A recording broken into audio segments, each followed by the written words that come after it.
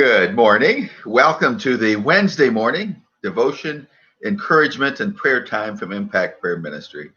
My name is Tom Lemler. I'm a staff member of the Deer Run Church of Christ in South Bend, Indiana, as well as the director of Impact Prayer Ministry.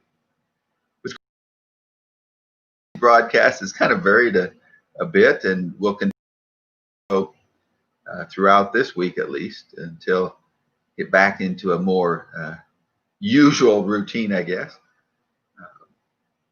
But the great thing is that you can catch these at least after they're broadcast, whenever it's convenient to catch up and to follow along.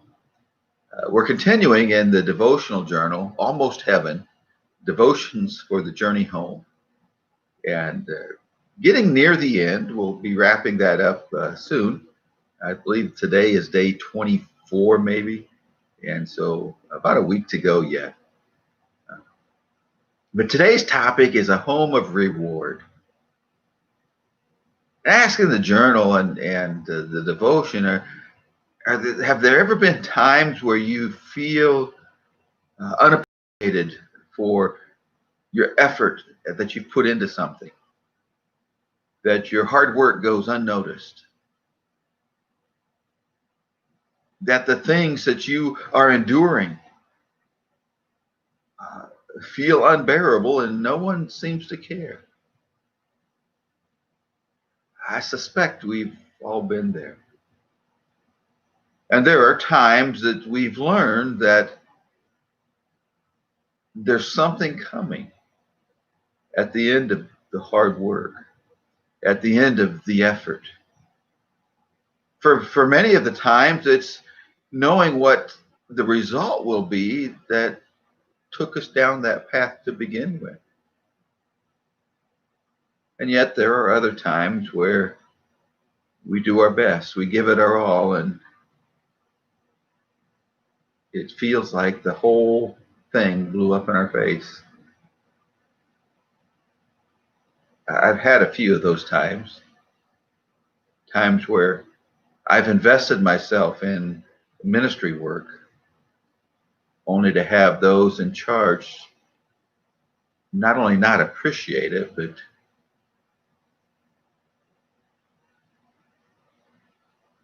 cancel what I was doing. A ministry that goes from "you're doing a great job, keep up the good work" to "today was your last day" in under a month's time, with no real feedback as to how that happened.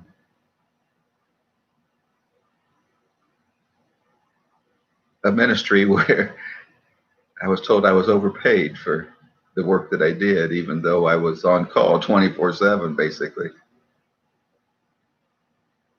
Even though that same summer I had been applauded for keeping the entire place going for days while they were without electrical power. And I don't say those to create a pity party, but to give a picture into the demoralizing effect of not knowing why you're doing something and no one else knowing why you're doing it either.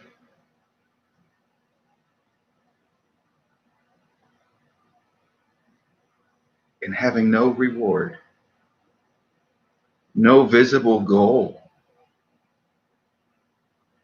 that shows that what you accomplished was worth anything. And that's why it's so incredible as we read God's story that over and over again he says there is a reward waiting for those who are faithful to the end.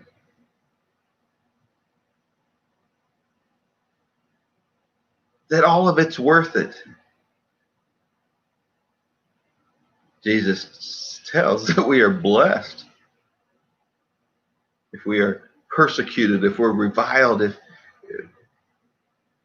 people say mean things about us because of Christ. He says we're blessed because if we endure that, then great is our reward in heaven. We endure it because it's true. You see, most of the time, if accusations are made against us, if people say mean things about us that are untrue, we can either easily prove them wrong, or we can let it kind of slide off our back because, well, everybody that knows us knows it isn't true. But when people attack something about us that they don't like, but is an integral part of who we are, it kind of gets to us because we know we can't change. We know we don't want to change.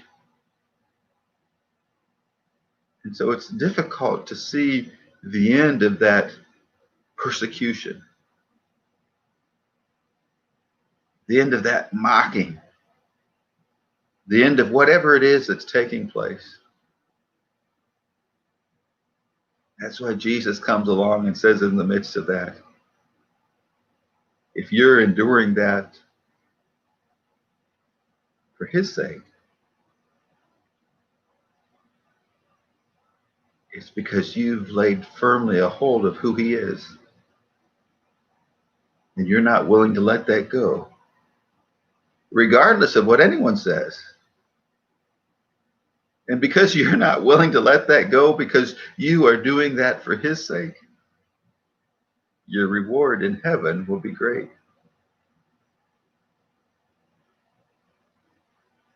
You see, we live this life on this journey towards our eternal home.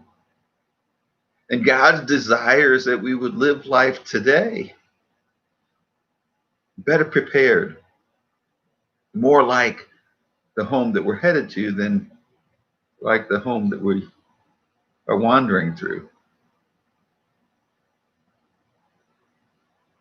And when we begin to value one another, when we begin to recognize the reward that comes to God's children, we begin to share that with others. When we think through our evaluations and our comments and our statements, when we consider how we can be a help rather than a hindrance, how we can build up instead of tear down.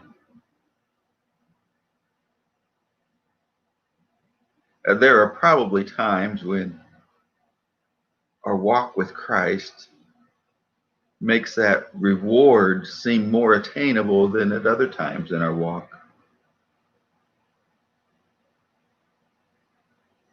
And I believe God, when he calls us to himself, he calls us to a life of contentment, a life of humility. Because it becomes so easy the longer that we live, the longer that we walk with Christ, the more that we begin to believe we deserve not only the reward that's coming, but more. We deserve more in this life.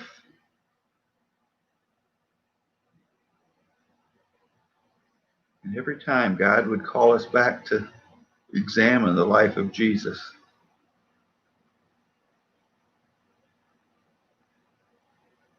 who gave up everything so that we could have any reward at all.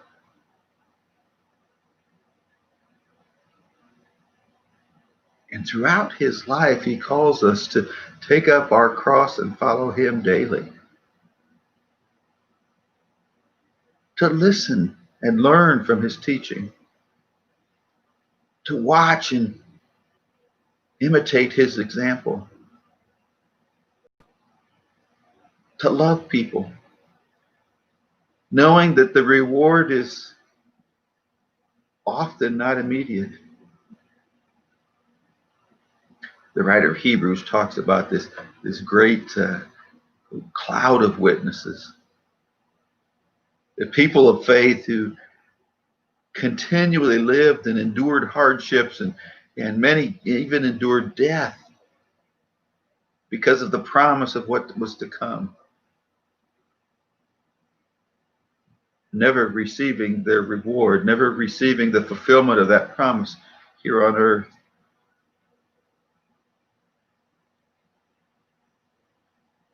And God says that's the way we ought to live. We ought to live with our eyes fixed heavenward, with an awareness of a reward that will far overshadow anything that we have to endure from this world. The Bible says that because of the prize set before him, Jesus endured the cross.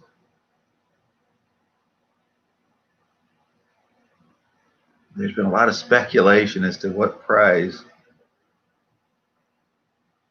And I believe it's not deliberately mentioned because it's not supposed to be known. And perhaps because it's a multifaceted prize.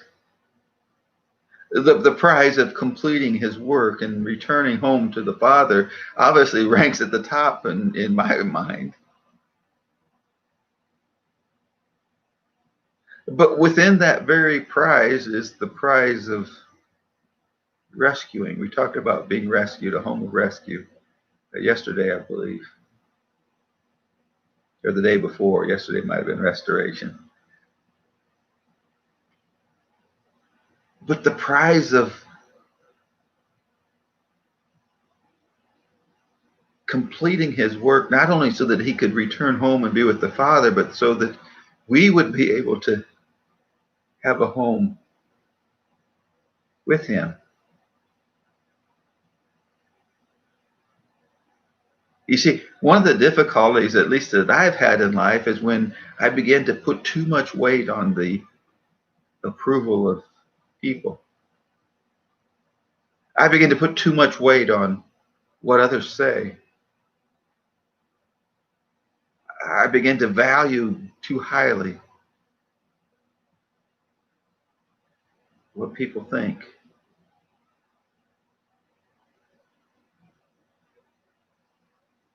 And so instead of enduring, I give up. Instead of pressing on, I quit.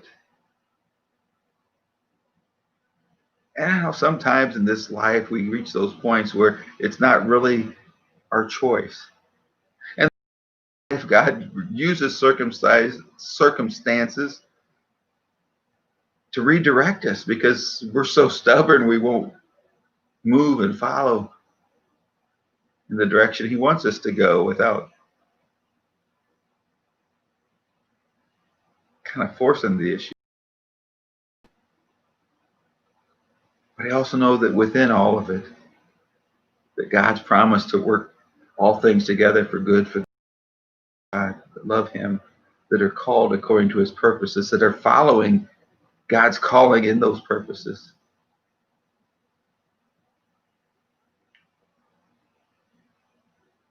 And so as we live life, I believe it's important, it's critical that we consistently commune with God, that we're listening, we're understanding, we're seeking his purposes and his will in our life. Open to his direction and his redirection. But also that we're faithful. That his approval is enough.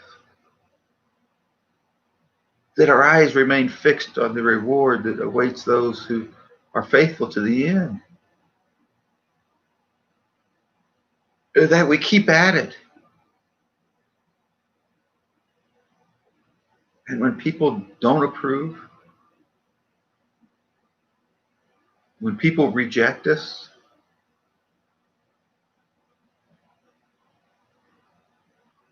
we keep moving forward. And we recognize our prize that we longed for wasn't their approval.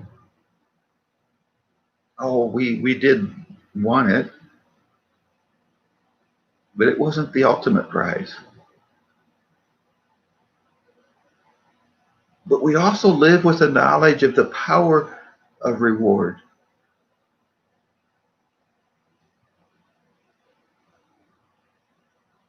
And instead of being a hindrance to others, we become a help.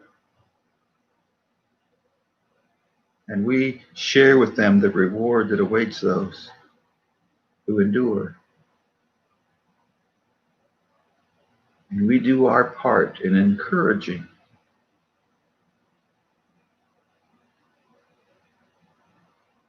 while we endure life together. And when we do that, I believe we find that it's not as much of an endurance as it is a joyful journey, because we honor one another. And together we're focused on an even greater reward. Would you spend some time today praying with me?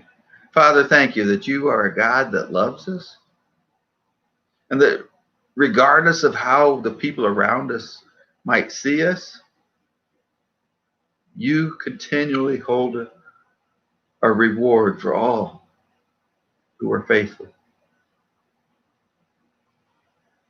Father, may we continue to grow in our faithfulness as we keep our eye fixed on heaven.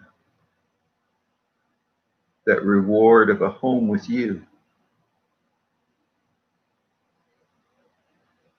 Father, as we consider the times that we've lived an unappreciated life, maybe it's even been beyond unappreciated and a rejected life. I pray that we would look through all of that and see the reward that you continually hold out. And Father, as we learn from our experiences, may we be careful in how we treat one another. May we be encouragers rather than discouragers. May we help others to keep their eyes fixed on a greater reward than what even we could offer. But may that greater reward not excuse us from honoring those that deserve honor.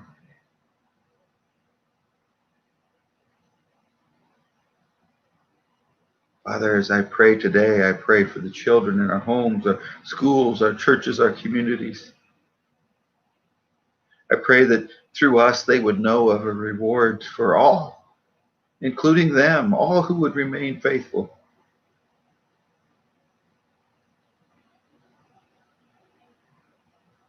I pray that we would teach them the lessons of perseverance. That while rewards here on earth are nice and they feel good, that they're not what we're really working for. But Father, through our example, may we help them to learn how much value it is gained by living with an awareness of a home filled with reward. And so may our homes represent in a small way your home.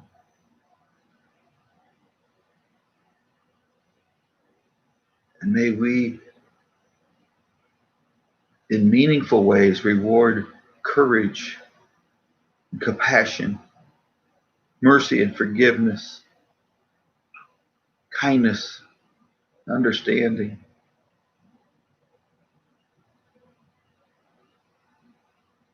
Father, all of the things that you value, may we learn to value them in such a way that our children would see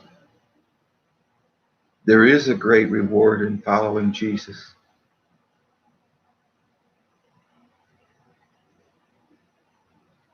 God, as I pray for those that are caught up in the cycles of putting others down, of somehow feeling that they're exalted if others are downtrodden.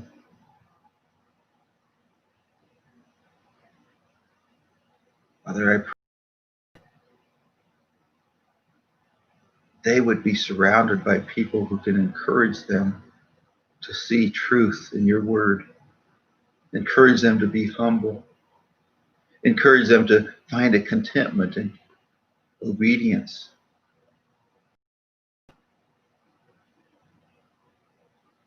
Father, for the times that we're tempted to trade in our eternal reward for something temporary, that we look back at the temptations of Jesus in the wilderness, where Satan would try to tempt him to bypass the hardships of this life.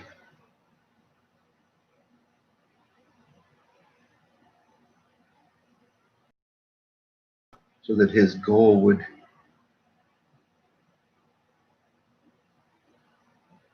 really not include us. And may we see the value of knowing your word and using your word as our guide and our instructions for life.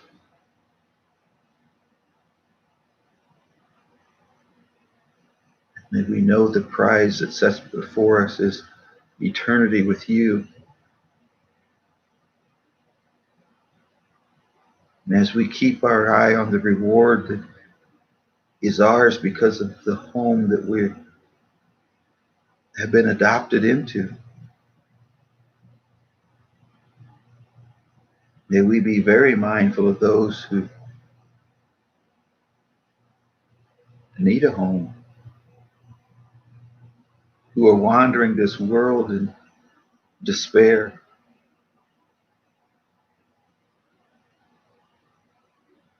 who you long to adopt into your kingdom.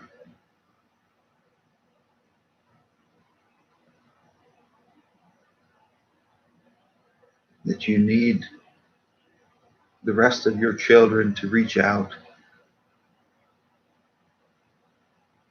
to sow the seeds of repentance, of goodness, of forgiveness, of righteousness, to soften the ground so that your spirit can work within their hearts and minds, convicting them and transforming them.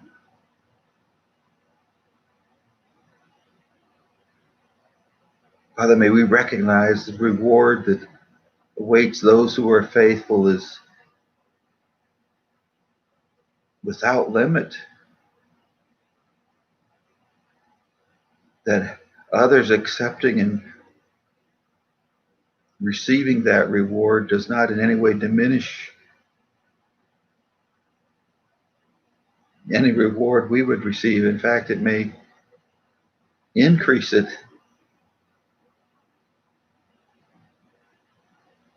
As we're involved in leading people to the foot of the cross to find Jesus, to find forgiveness and mercy and love.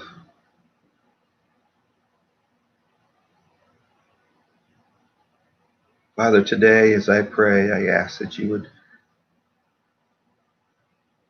fill us with a new heart, a heart that knows the reward that is ours. And because of the confidence we have in that great reward, a heart that would value the people around us so that they too would know a home of reward as they find a home with you. And as we do such, may we lift up Jesus in everything so that many would be drawn to him. It's in his name that I pray. Amen. This has been the Wednesday morning devotion, encouragement, and prayer time from Impact Prayer Ministry. For joining me. I do pray that your day is greatly blessed by God so that you can be a blessing to others. Have a great day.